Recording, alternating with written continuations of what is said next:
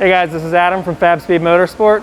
Today we're going to be installing our Valvetronic exhaust on our 2020 C8 Corvette.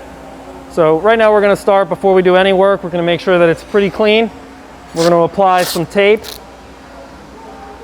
I like the green painter's tape, because it comes up real nice and it doesn't leave any kind of residue. What we want to do is we want to secure these edges so that as we're removing the bumpers, we don't get any scratches. And then once we finish on both sides, we'll come back and we'll put the protective film on top of the paint. So this is the protective film that we use. It's a couple mils thick. Essentially, we want to use it to wrap over top of the fender here. And this prevents any kind of small scratches from us kind of laying up over these fenders or any kind of accidents that might happen. It's a little extra precaution that we like to take here at Fabspeed.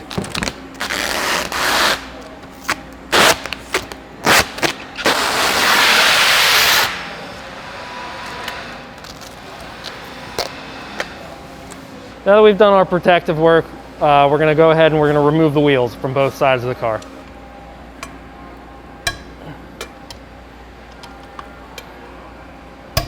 Now that we have access without our wheels in place, we want to remove these plastic splash guards. We want to also remove our wheel wells. And lastly, we're going to remove these lower splash trays, just this one right here. We can leave the front section connected if we want to, and just remove the rear bolts. So we're going to use a 7mm socket. Take this guy out, and once that's out, carefully pry this forward, remove these clips. If they come off inside there, it's okay, just pull them out with a pair of pliers and you can reposition them on this. So now that our splash shields are out of the way, we're going to start with a T15s. We're going to remove all of these bolts. Now that we've removed the bolts from the rear section of the splash shield, we're just going to pull it out from the side and fold it.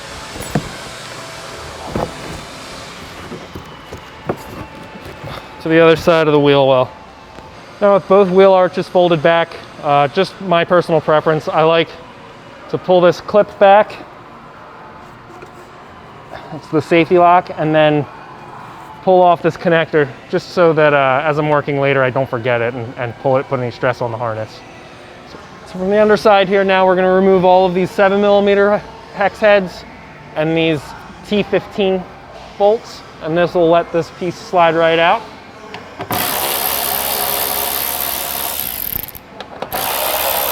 Now that the bolts are out, we just have these two plastic clips, and once these are off, everything will slide out.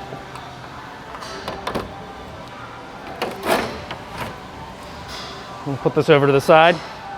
Okay, so now to remove the rear bumper, we're going to start by removing these. They're kind of difficult to get to, but if you use a wobble socket and a long extension, you can get to them pretty easily.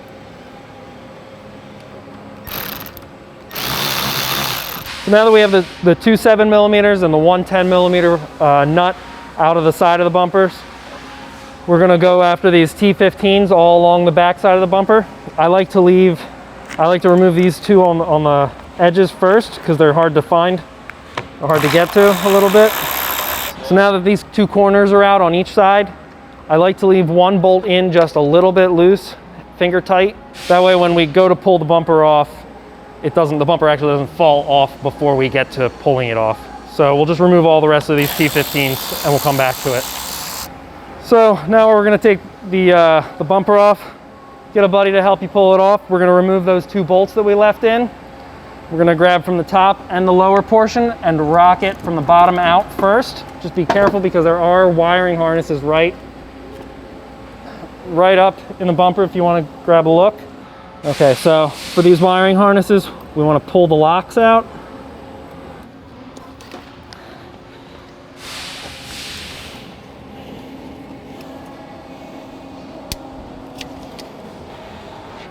Okay, so now we've got our bumper off. We're going to pull in our air cleaner access panel that's right here.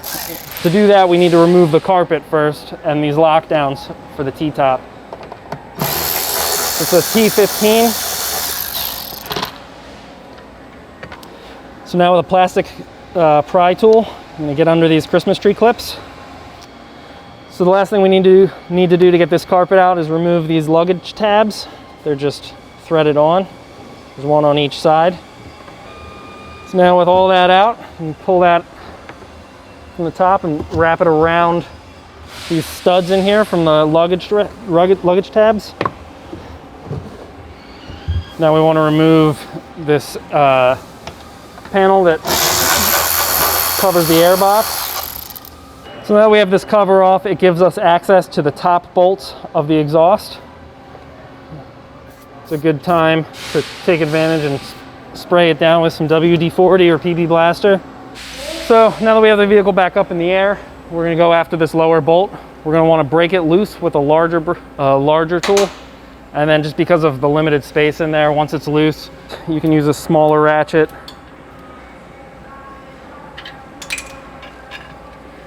Okay, so now from the top, you can find a setup that works for you to get these guys loose. So for the driver's side, there's only 2 nuts. It's a 15 millimeter. You can access them from the top. It works a little bit better if you've got a better extension with a wobble bolt, but you can access it with simple tools. So now our goal is to unclip the cylinder deactivation valves. And in order to do that, unless your hands are much smaller than mine, we're going to lower these mounts. So now we're going to get the locks. Okay. Pull that out and get it off to the side there. And we'll work on the other side, which is a little more tricky because it's facing the other direction. So now with the front mounts loose, we're going to spray these down a little bit so they come off a little easier. Slip these over.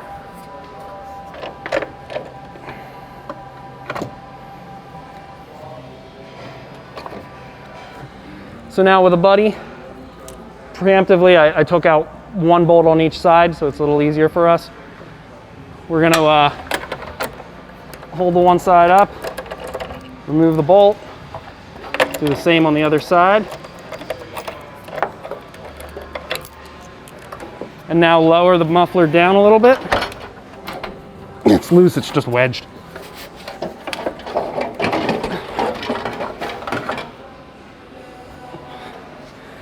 So now we're going to start the install.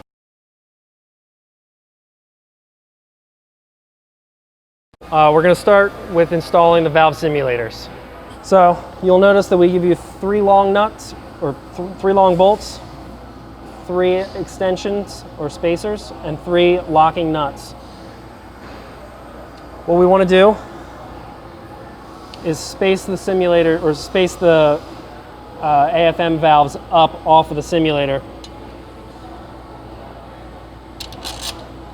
and then capture it with the nut in the bottom.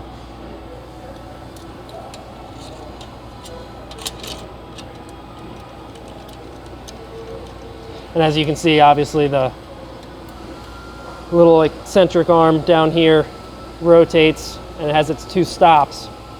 That keeps your check engine light from coming on after you get the recalibration.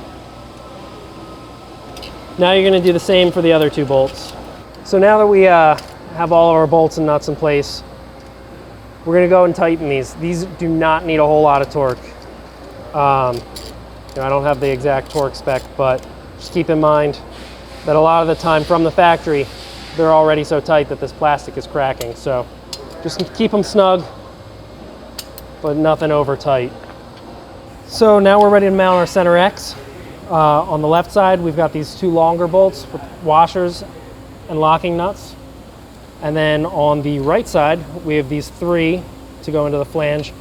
3 nuts and 3 bolts with washers and the locking nuts. We also are going to have a gasket on this side. We're going to be reusing the factory gasket. Now that our valves are tight, our next step is going to be to put this in here.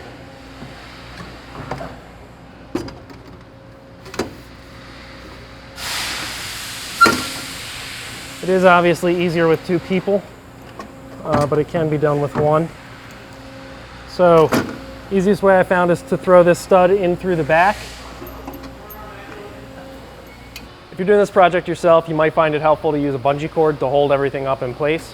This helps for making sure that everything's lined up and it keeps it there from, falling back out. So once you get at least one bolt in the bottom, you can come up to the top and work your way to getting both hands on here. It is a little easier. So now you can kind of grab it with that whole hand.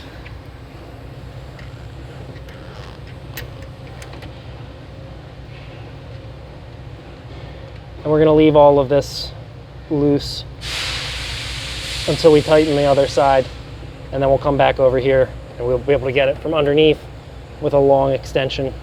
We can also get it from right in here with a wobble bolt, whichever you prefer. Okay, so that's in place. Now we're going to work on the other side. I'll slip it forward. So once our bolts are in place, we're going to use a 13mm wrench and a 13mm socket, preferably on some sort of impact device, so that you can start tightening them up and get them in place.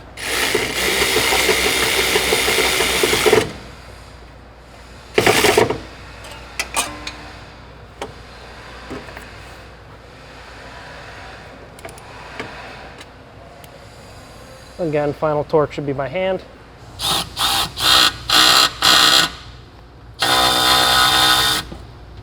So with a 17mm wrench and a 14mm socket on a wobble extension, we're able to get in on this side.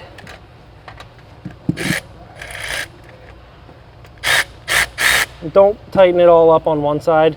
Kind of have to walk it in place.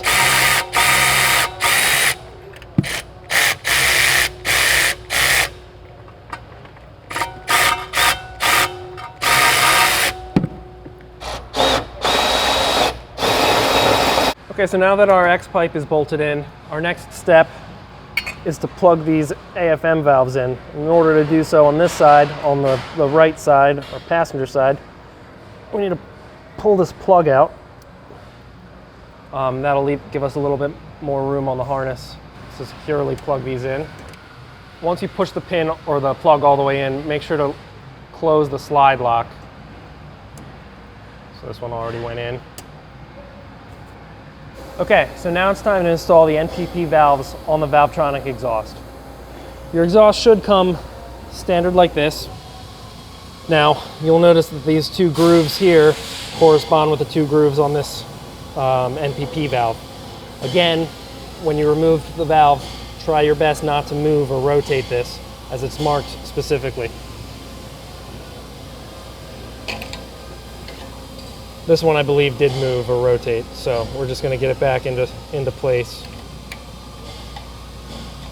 So you'll line these two guys up, line these holes up, and take your OEM hardware and run it back into these studs, or into these posts.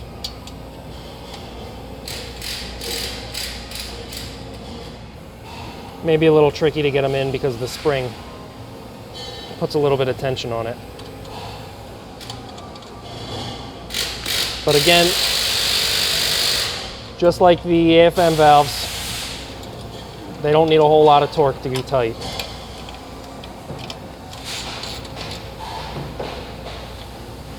This guy we'll have to get with a wrench.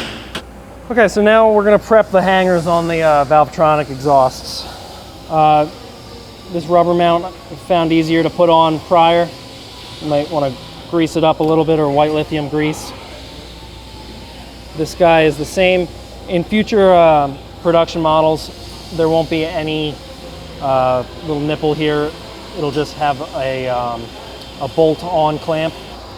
Just slip it on with this nose portion towards the rear of the car, and we'll come back with the installation. You're going to do this same process on the other side. So first thing we want to do now is to install our 3-inch Torca clamps. We're going to take our Valvetronic exhaust, slip it in that Torca, and then come back around to the side. Put this rubber hanger back in. That'll hold it in place for us.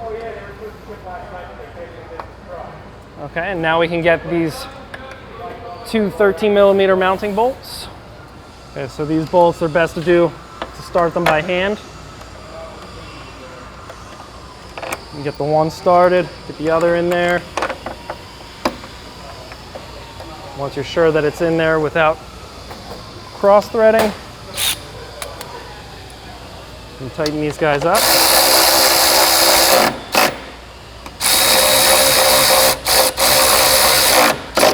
Always torque these final by hand.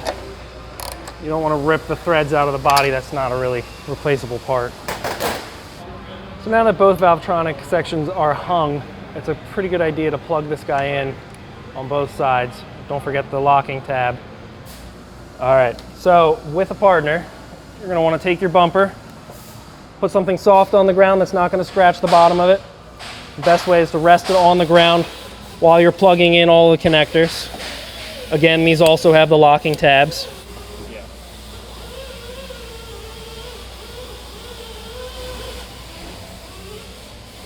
So now once the plugs are connected, you want to put them back into their slotted holders.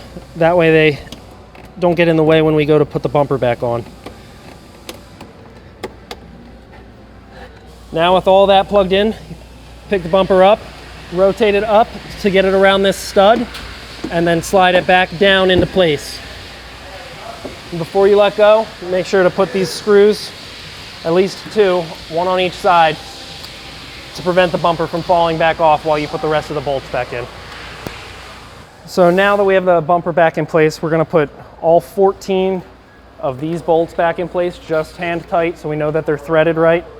And then we're gonna take two more bolts, one on each side, and go through the quarter panel into the bumper. Again, loose, but threaded so that we know we don't cross thread.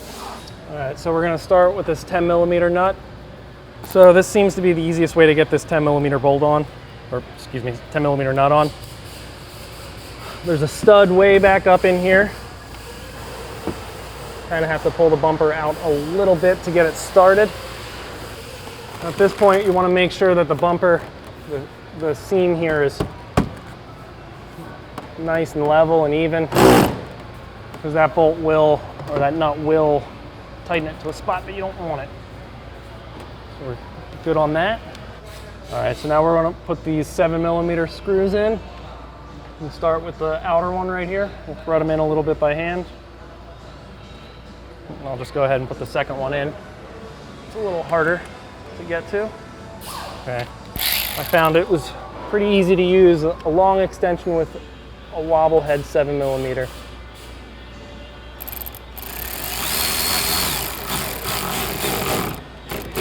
Again, don't over tighten them.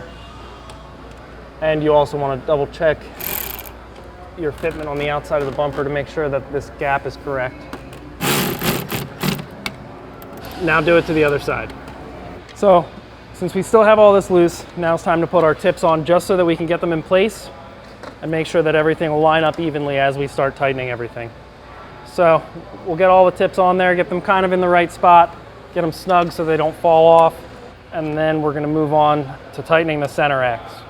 So to make sure, since this whole system kind of floats, you're going to want to take around a ½ inch piece of wood or any other type of spacer and stuff it back here between the subframe and the center axe. That'll keep it from slipping back and rubbing up against the subframe as we tighten it. You're going to want these torque clamps in this position so that you can access them. They're a 15mm bolt or nut. Make sure that it's spaced equally between both pipes as you tighten it. Okay, now repeat that for the other clamp. So now that our tips are installed, aligned, and tightened, we're going to come in here and remove this spacer block that we put in earlier. And snake it out. Okay, so what we want to do is confirm that our X pipe isn't touching the back of our, or the front of our subframe. We also want to make sure that these tips are relatively in the same position. All right, now we're ready to put our lower pan in. Gonna slip it in underneath the paint here. And slide it in over top of this plastic tray. And we're gonna get our bolts with a 7mm head. And we have a couple push pins. Push pins help to align the under tray. Now we can thread in all of our bolts. This stage you're also going to want to flip your liners back in place.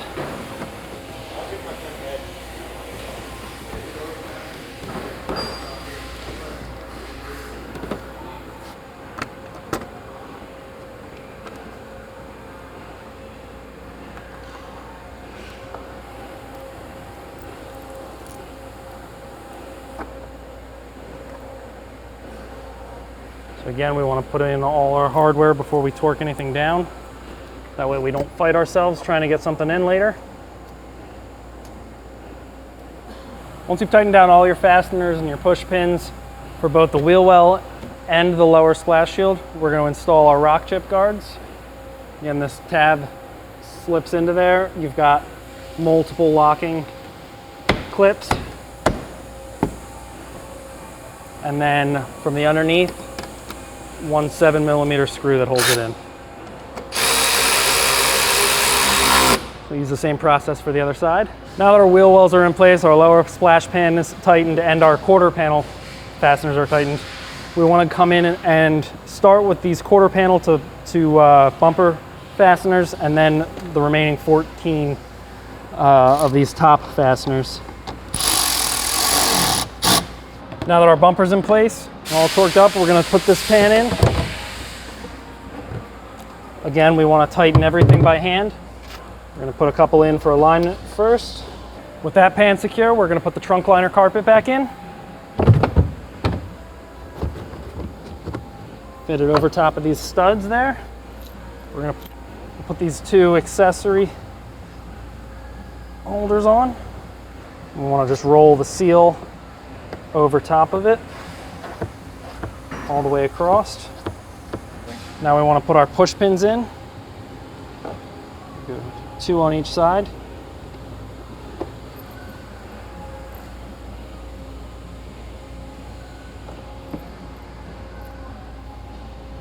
Now the T-top holders. Again, we're going to put these screws in, make sure they're threaded before we torque them. All right, so that concludes the last step on installing our Fabspeed Sport Cats and Valvetronic exhaust. Go out there and have fun, guys.